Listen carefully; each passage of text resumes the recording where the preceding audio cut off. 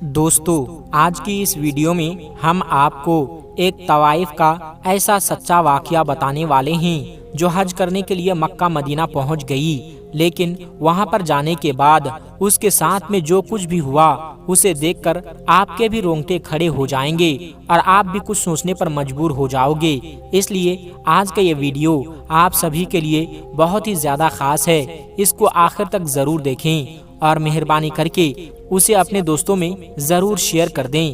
آج جو سچا واقعہ ہم آپ کو بتانے والے ہیں، یہ واقعہ ماہرہ نام کی ایک طوائف کا ہے جو پاکستان کے سندھ کے علاقے کی رہنے والی ہے۔ ماہرہ کی زندگی کے 17 سال ایک شریف گھرانے میں گزرے تھے، مگر 17 سال کے بعد میں اسے ایک سلیم نامی لڑکے سے محبت ہو گئی تھی، جس نے اسے گھر سے نکال کر گھنگرو چھلکانے پر مجبور کر دیا تھا، جہاں سے واپسی کا کوئی اسے راستہ نہیں مل رہا تھا۔ سلیم نام کے لڑکے نے اسے محبت کے جال میں پھنسا کر کہیں کا نہیں چھوڑا تھا، نہ گھر کا، نہ ہی دین اور دنیا کا۔ اب ماہرہ کبھی 500 تو کبھی 1000 روپے روز کمانے لگی۔ ایسے کرتے کرتے ایک دن وہ کوٹھے کی سب سے زیادہ کمانے والی طوائف بن گئی تھی۔ اب اسے باقی طوائف کا گرو بھی بنا دیا گیا تھا۔ اس گزرتی رات اسے جب روندا جاتا تو سلیم کی نفرت اس کے دل میں مزید گہری ہوتی جاتی اور وہ اپنے دل میں سوچتی کہ اس نے جو میرے ساتھ کیا ہے اس کی سزا میں اسے دے کر رہوں گی۔ اس طرح سے وہ ہر روز اپنے دل میں موجود نفرت کو گہرا کرتی جاتی۔ پھر ایک دن اسے اپنا بدلہ لینے کا بھی موقع مل گیا۔ اس نے اپنے ہاتھ میں ایک خنجر لیا اور سلیم کے جسم پر سینکڑوں وار کر دیے۔ ہر وار پر ماہرہ کو اپنا لوٹا جانا یاد آیا، اپنی ماں یاد آئی، اپنے باپ، بھائی اور بہن یاد آئی۔ اب ماہرہ کے دل میں جو نفرت اور انتقام کی آگ تھی وہ بجھ گئی۔ وہ جس مقصد کے لیے جی رہی تھی آج اس کا مقصد بھی پورا ہو گیا تھا۔ اب اسے اپنا جینا بے وجہ لگنے لگا تھا، اسی لیے اب وہ سوچنے لگی کہ اب میں یہاں رہ کر کیا کروں گی، اب تو میرا کوئی بھی مقصد نہیں بچا ہے۔ حالانکہ ماہرہ کا جرم اتنا بڑا تھا، لیکن اس نے سنا تھا کہ اللہ تبارک و تعالیٰ کی رحمت ہر جرم، ہر گناہ سے بھی کئی زیادہ بڑی ہے۔ ماہرہ کی خطا اتنی بڑی کیوں ہو گئی تھی کہ اللہ کی رحمت اسے چھپا نہ سکی؟ بدلے کی آگ بجھتے ہی اس نے مرنے کا سوچ لیا تھا۔ اتنے میں ہی آواز آئی، اللہ کی ذات سے اتنی مایوسی اچھی نہیں ہے۔ آواز سنتے ہی ماہرہ نے گردن گھما کر دیکھا، ایک بوڑھی عورت پاس میں گھاس پھوس اکٹھا کر رہی تھی۔ اس بوڑھی عورت نے کہا، جا بیٹی، اس کے در پر جا، جھک جا، اس کے در پر تیرے سارے گلے شکوے دور ہو جائیں گے۔ یہ سن کر ماہرہ نے کہا، لیکن میں تو بہت گناہگار ہوں، کیا میں اس کے در پر جھک سکتی ہوں؟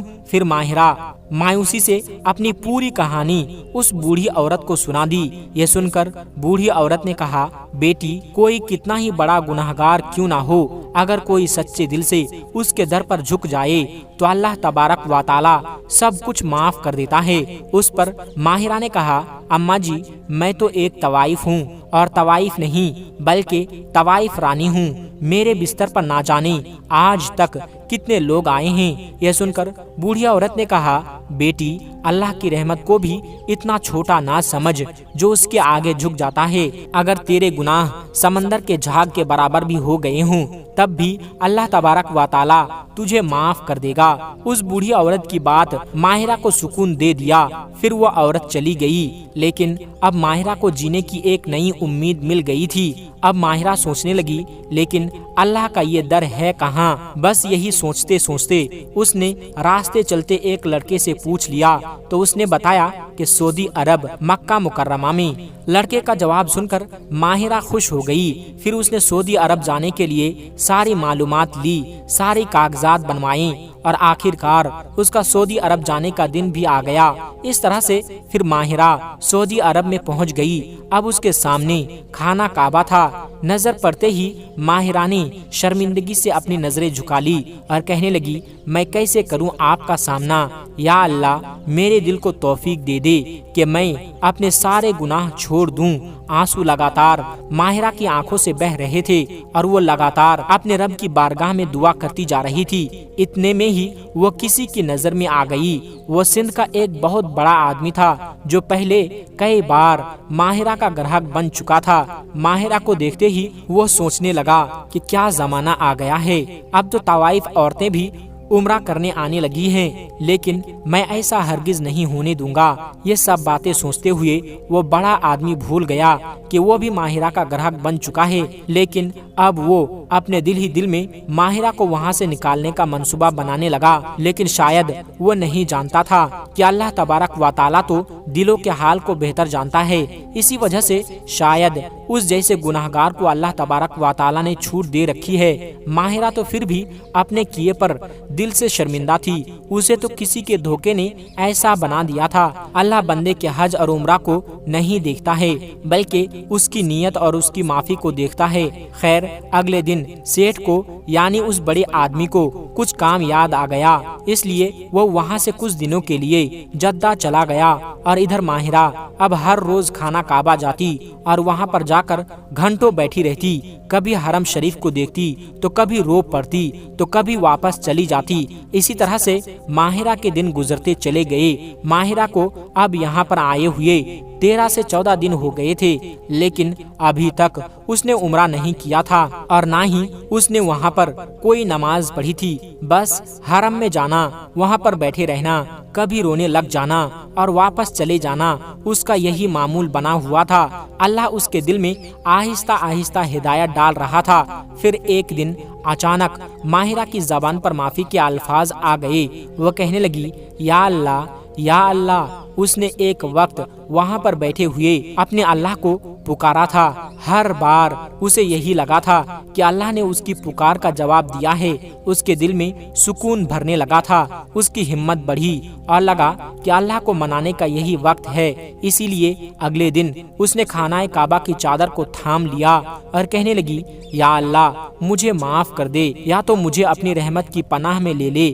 ماہرہ روتی ہوئی اللہ سے فریاد کر رہی تھی اور اس کے آنسو رب کی بارگاہ میں قبول ہو رہے تھے، اور وہ کہہ رہی تھی، یا اللہ مجھے ٹھکرا، تمہارے سوا میرا کوئی اور دوسرا آسرا نہیں۔ اے میرے مالک، اگر تو نے بھی مجھے دھتکار دیا تو پھر میں کہاں جاؤں گی؟ ایک ایک آنسو اس کے دل میں موجود برسوں کا دکھ دور کر رہا تھا۔ جب دل کو سکون ہوا تو پھر وہ واپس چلی گئی، اسی ارادے کے ساتھ کہ وہ اگلے دن عمرہ ضرور ادا کرے گی۔ پھر اگلے دن جب وہ واپس آئی تو وہاں پر اس سیٹھ سے اس کا سامنا پھر سے ہو گیا۔ ماہرہ کو دیکھتے ہی وہ سیٹھ کہنے لگا، کیا زمانہ آ گیا ہے کہ اب تو فاحشہ عورتیں بھی عمرہ کے لیے آنے لگی ہیں۔ تو اس بڑے آدمی اس سیٹھ نے دیکھتے ہی اپنی زبان کا خنجر چلانا شروع کر دیا۔ وہ آدمی کہنے لگا، یہ بات نامنظور ہے ہمارے لیے، میں تمہیں یہاں سے باہر نکلوا دوں گا۔ بہتر یہی ہے کہ اپنی عزت بچا اور یہاں سے چپ چاپ باہر نکل جا، ورنہ یہاں کے لوگ تمہیں سنگسار کر دیں گے۔ سیٹھ نے اپنی زبان کا زہر اگلا تو ماہرہ دنگ رہ گئی۔ وہ سوچنے لگی، تم جیسے لوگ کبھی کسی کو سدھرنے کا موقع نہیں دے سکتے، مجھے طوائف بھی تم جیسے مردوں نے ہی بنایا تھا۔ خدا کے لیے مجھے عمرہ کرنے دو، تاکہ کل قیامت کے دن جب مجھ سے اللہ تبارک و تعالیٰ پوچھے گا کہ مجھے راضی کرنے کے لیے تم نے کیا کیا تھا، تو اس وقت میرے پاس اس کا تھوڑا تو جواب ہو۔ میں تمہارے آگے ہاتھ جوڑتی ہوں، مجھے عمرہ کرنے دو۔ لیکن سیٹھ نہیں مانا اور کہنے لگا، میں یہاں پر لوگوں کو اکٹھا کر کے تمہاری حقیقت بتا دوں گا، پھر وہ لوگ تمہیں سنگسار کر کے ہی دم لیں گے۔ سیٹھ فرعون بنا ہوا بول رہا تھا۔ اس پر ماہرہ نے ایک پل لگایا سوچنے میں، پھر کہنے لگی، یہ تو میرے گھاٹے کا سودا نہیں ہے۔ اگر میں اللہ کو راضی کرنے میں مر جاؤں تو اس سے بڑی خوش قسمتی میرے لیے اور کیا ہوگی۔ ٹھیک ہے، تمہیں لوگوں کو بتانا ہے تو بتا دو، پھر وہ مجھے مارتے ہیں تو مارنے دو، لیکن میں عمرہ کیے بغیر یہاں سے واپس نہیں جاؤں گی۔ کل قیامت کے دن میرے دامن میں کوئی تو میرے پاس نیکی ہونی چاہیے۔ ماہرہ کی یہ بات سن کر وہ سیٹھ آگ ببولا ہو گیا۔ اس نے چیخ چیخ کر وہاں پر لوگوں کو اکٹھا کر لیا اور کہنے لگا، اے لوگو، یہ ایک فاحشہ عورت ہے، یہ ایک طوائف ہے۔ کیا مکہ مدینہ کا احترام اب یہی رہ گیا ہے کہ یہاں پر فاحشہ عورتیں بھی اب آزادی سے گھوم رہی ہے؟ کیا یہ ٹھیک ہے؟ کہ یہاں پر طوائف عورتیں گھومتی پھریں، اے لوگوں یہ ٹھیک نہیں ہے، یہ حرم کو بھی گندا کر دے گی۔ یہ سن کر لوگوں کو غصہ آ گیا اور انہوں نے اسی وقت ماہرہ کو دھکے دے کر وہاں سے باہر نکال دیا۔ ماہرہ گڑ گڑا رہی ہے، اللہ کے واسطے مجھے عمرہ کرنے کے لیے دو یا پھر مجھے مار دو۔ ماہرہ روتے ہوئے ان سے فریاد کر رہی تھی، مگر وہاں پر کوئی بھی اس کی نہیں سن رہا تھا۔ ان لوگوں نے اسے حرم سے باہر نکال دیا۔ ماہرہ روتے ہوئے فریاد کر رہی تھی، یا اللہ میرے نامۂ اعمال میں ایک نیکی درج ہونے دے۔ بس وہ ایسے روتے ہوئے دعا کرتے ہوئے زمین پر بیٹھ گئی اور اس کی آنکھ لگ گئی۔ اسی رات سب لوگوں نے ماہرہ کو جنت کے باغوں میں ٹہلتے ہوئے دیکھ برداشت ہوگا کہ اس کا کوئی بندہ زندگی بھر گناہوں کے بوجھ تلے دبا رہے اور اسے سدھرنے کا ایک بھی موقع نہ ملے۔ یاد رکھیں، اللہ تبارک و تعالی جب کسی کو ہدایت دینا چاہتا ہے تو اسے راستہ بھی خود ہی دکھاتا ہے۔ سبحان اللہ۔ پیارے دوستو، یہ واقعہ آپ کو کیسا لگا آپ ہمیں کمنٹ باکس میں ضرور بتائیے گا۔